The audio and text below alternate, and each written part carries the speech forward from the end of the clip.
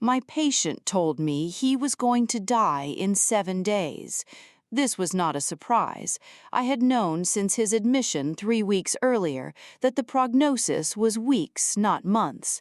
The condition was rare, a degenerative neurological disorder that I had read about in journals but had not seen in a patient until him. It moved fast, and it moved in one direction, and there was nothing in the current literature that changed that trajectory. What surprised me was what he said after. His name was Richard Calloway. He was 67 years old. He had been admitted as a private patient, with no listed employer, no listed next of kin, and insurance documentation that had been handled through a law firm rather than directly. These details had registered when he was admitted, and I had filed them without over-interpreting them. Some patients value privacy. Some patients have complicated family situations. Some patients have reasons for the specific arrangements they make that are none of the hospital's business. I had been his primary physician for 3 weeks.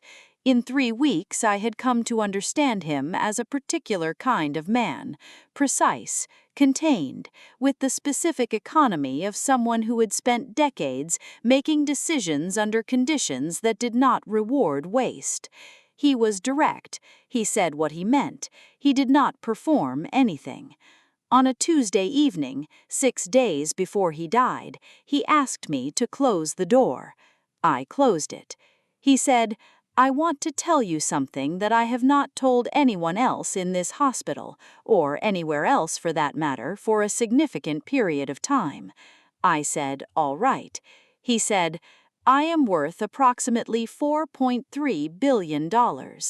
I want to tell you about the silence that followed that sentence, because it was not the silence I would have predicted. $4.3 billion. I had been a physician for 11 years. I had sat with patients in the full range of human circumstances, the very wealthy and the very poor, and everyone between, in the specific democracy of illness that strips away the external markers of a life and leaves only the body and what it is doing. I had been told many things in patient rooms. I had not been told this before. I said, "I see." He said, "I want to explain why I'm telling you." I said, "Please." He said, "I have been for the past 20 years what you might call deliberately invisible. The wealth exists, the assets exist. They are real and documented and held through structures that are not publicly associated with my name. I have lived modestly. I have not sought attention. I have had my reasons." He said, "I do not have children. I have not had a significant relationship in 11 years. My family, as such as it remains, are people I am not close to and do not trust with what I have built." He looked at me with the direct, unhurried attention that had characterized every conversation we had had in 3 weeks. He said, "You are the most competent and the most honest person I have encountered in a long time. I have been watching you for 3 weeks. That is a long time to observe someone in the circumstances I am in, and I believe I have formed an accurate assessment." I said, "Mr. Calloway." He said, "I would like to make you a proposal, a legal, formal, legitimate proposal. I want you to hear it completely before you respond." I said, "All right." He said, "I want you to divorce your husband and marry me. If you do, everything I have, $4.3 billion, the assets, the structures, all of it, transfers to you upon my death, which, as you know better than anyone in this building, is approximately 7 days from now." I sat down in the chair beside his bed, not because I was overwhelmed, or not only because I was overwhelmed, because I had been standing for 11 hours, and the chair was there, and my legs had made a decision before my mind had processed what it had just been told. I looked at him. He looked at me with the patient, undemanding attention of someone who has said what he came to say, and who is not in a hurry for the response because he understands that the response requires time. I said, "You want me to divorce my husband?" He said, "Yes." I said, "And marry you?" He said, "Yes." I said, "In 7 days?" He said, "Give or take, the timeline is what it is." I said, "Mr. Calloway, I have been married to my husband for 9 years. We have 2 children. We have a life." He said, "I know. I asked you about your family in our second week together. I remember everything you told me." I said, "Then you understand why my answer is no." He was quiet for a moment. He said, "I understand why that would be your instinctive response. I'm asking you to take the 7 days before you give me your final answer." I said, "Why does it have to be me?" He said, "Because I have spent 67 years around people who wanted something from me.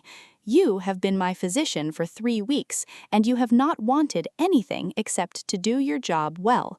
That is rarer than $4.3 billion. I drove home that evening in a state I cannot fully describe. My husband, James, was in the kitchen when I arrived. He had made dinner, pasta, which he made on Tuesdays, a standing arrangement that had been in place for years. My children, Sophie and Ben, were at the table doing the specific, overlapping homework that 8- and 10-year-olds do simultaneously in a small space. The dog was at James's feet. It was the most ordinary Tuesday evening I had ever stood at the edge of. I stood in the doorway of my own kitchen, and I looked at my family, and I thought about $4.3 billion. Then I went in and sat down and asked about everyone's day. I need to tell you about James before I tell you what I decided, because the decision cannot be understood without him. James was an architect, not a famous one, a good one. The kind who builds things that work and that last, and that the people who live in or work in them are glad to be in. He had been doing this for 12 years. He was not wealthy by any definition that the number Richard Calloway had said would recognize as wealth. He was kind, not in the easy, uncomplicated way of people for whom kindness requires no effort, but in the deliberate way of someone who has decided it matters and who practices it accordingly. He was funny, in the specific, quiet way that I had always found more appealing than the loud kind.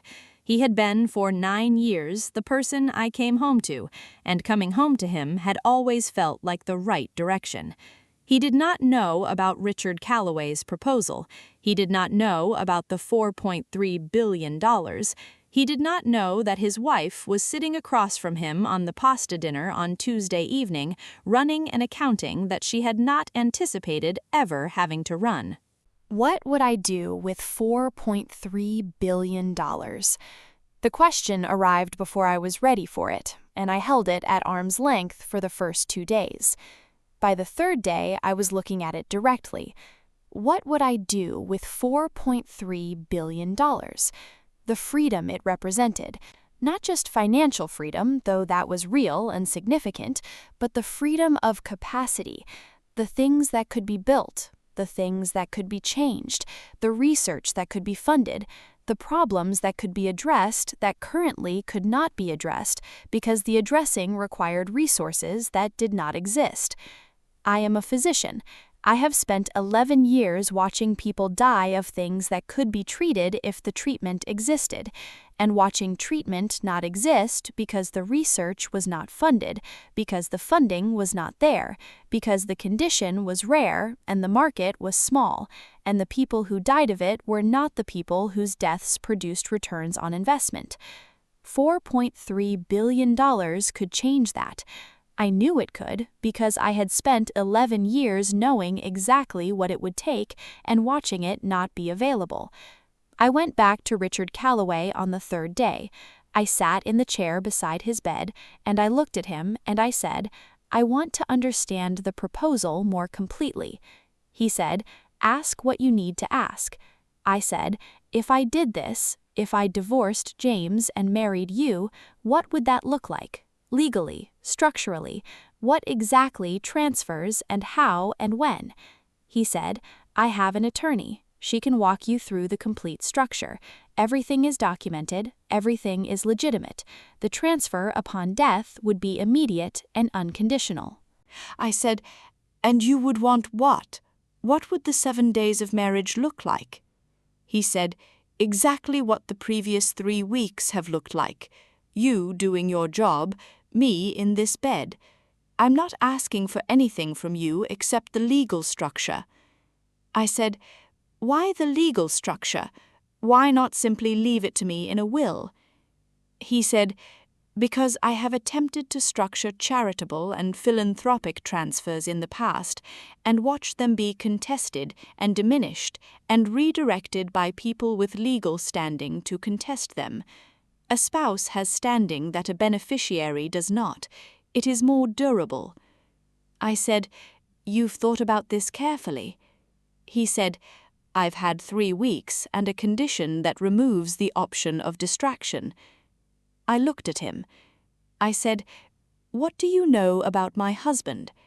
He said, "Only what you've told me, that he's an architect, that he's a good father, that your marriage is a good marriage." I said, "It is." He said, "I know." He said, "I'm not asking you to stop loving him. I'm asking you to make a legal decision with a 7-day timeline that would give you the capacity to do things you cannot currently do." He said, "I am going to die regardless of what you decide. The money is going to go somewhere regardless. I am asking you to decide where." I did not sleep on the 4th night. I lay beside James in the dark, and I thought about what Richard Calloway had said. The money is going to go somewhere regardless. $4.3 billion going somewhere, and I could determine where by making a legal decision in a 7-day window, or I could not determine it by declining. I thought about the research. I thought about the specific, unfunded gaps in the treatment of rare neurological conditions, conditions like the one that was killing Richard Calloway, that I had spent 11 years watching claim people who did not have to be claimed. I thought about James. I thought about Sophie and Ben. I thought about what it would mean to our children to watch their mother divorce their father to marry a dying billionaire, even with the best intentions in the world, about what that would teach them about who their mother was and what she valued and what she believed the right thing looked like. I thought about what it would mean to James, who had made pasta on Tuesday, who was funny in the quiet way I had always preferred, who had been the right direction for 9 years. At 3 in the morning, I got up. I went to the kitchen. I made tea. I sat at the kitchen table in the dark, and I made my decision. I went to Richard Calloway on the 5th day. I sat in the chair. I said, "I've made my decision." He said, "Tell me." I said, "No." He was quiet. I said, "Not because the money doesn't matter. It matters enormously, and I have spent 4 days understanding exactly how much it matters and what could be done with it. I know what $4.3 billion could fund. I have spent 11 years knowing." I said, "But I am not able to divorce James. Not for this. Not for any amount. Not because I don't understand the offer. I understand it completely. But because the understanding of it is not the same as the rightness of it, and it is not right." I said, "I came into this profession to do what is right for my patients. What is right for you, right now, is to help you use what you have built in a way that reflects what you actually value, which is not, I think, a legal maneuver. It is something real." He looked at me for a long time. I said, "I want to help you find another way, a real way. Your attorney, a legitimate philanthropic structure, the right legal counsel to make it durable. I will sit with you for the next 7 days, and I will help you build something that does what you actually want it to do."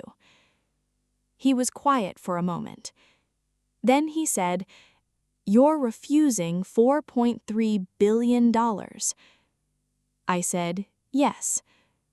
He said, "And you're offering to help me give it away properly instead." I said, "Yes." He said something I had not expected. He laughed, not the bitter laugh of someone whose plan has failed, a genuine laugh, the laugh of someone who has been surprised in a way they find, against their expectation, delightful. He said, "You know, in 67 years, no one has ever refused me something and then immediately offered to help me with what I actually needed." I said, "What did you actually need?" He said, "Someone I trusted to help me not waste it." He said, "I think that might be you." Richard Calloway died on a Thursday morning, 7 days after he told me he was going to. In the 6 days between my answer and his death, we worked. He called his attorney. I sat in the meetings, not as a beneficiary, as a physician who understood the medical landscape well enough to help direct resources toward the places they would do the most good. We built a structure together, he and I and his attorney, that was not simple and was not quick, but that was, by the time he signed the final documents 2 days before he died, as durable as any legal structure can be made. The foundation carries his name. The research it funds is in the area of rare neurological conditions, this specific, unfunded gap that had claimed him and that I had spent 11 years watching claim others. It is funded at a level that will matter for decades. I was there when he signed. He looked at the documents and then he looked at me and he said, "This is better than the other plan." I said, "I know." He said, "Your husband is a fortunate man." I said, "I'm going to tell him that when I get home." He said, "Tell him I said so." He died 2 days later, at 7:43 in the morning, with his attorney present and me present, and the morning light coming through the window of the private room. I held his hand at the end, because he had no one else, and because it was the right thing, and because I am a physician, and this is what physicians do. I told James that evening. All of it. The proposal, the 7 days, the 4 days I had spent not sleeping, the decision, the foundation. I sat across from him at the kitchen table, the same table where I had sat on Tuesday evening and looked at my family and thought about $4.3 billion, and I told him everything. He listened without interrupting. When I finished, he was quiet for a long time. Then he said, "You turned down $4.3 billion. I said, "Yes." He said, "And you spent 6 days helping him build a foundation instead." I said, "Yes." He said, "While you were still his doctor." I said, "Yes." He was quiet for another moment. Then he said, "Can I ask you something?" I said, "Yes." He said, "Was it hard?" I thought about the 4 nights, about the specific, unglamorous arithmetic of what $4.3 billion could do and what the right thing was, and the distance between those two calculations.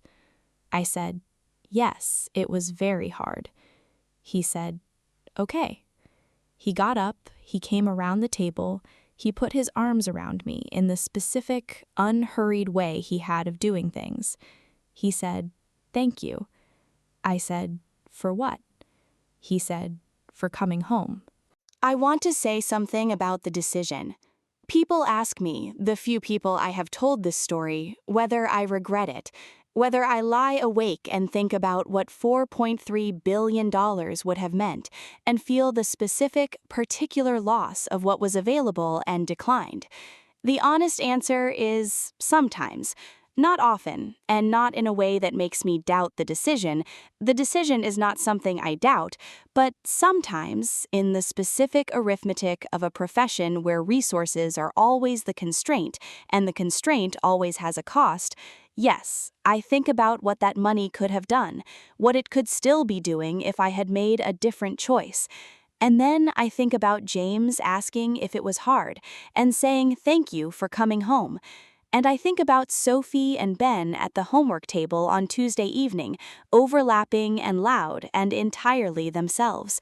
And I think about Richard Calloway laughing, the genuine laugh of someone who had been surprised in a way they found delightful. I think I helped him not waste it. That is what he needed, and I was the person who gave it to him. That is enough. She doesn't stay silent. She doesn't stay broken.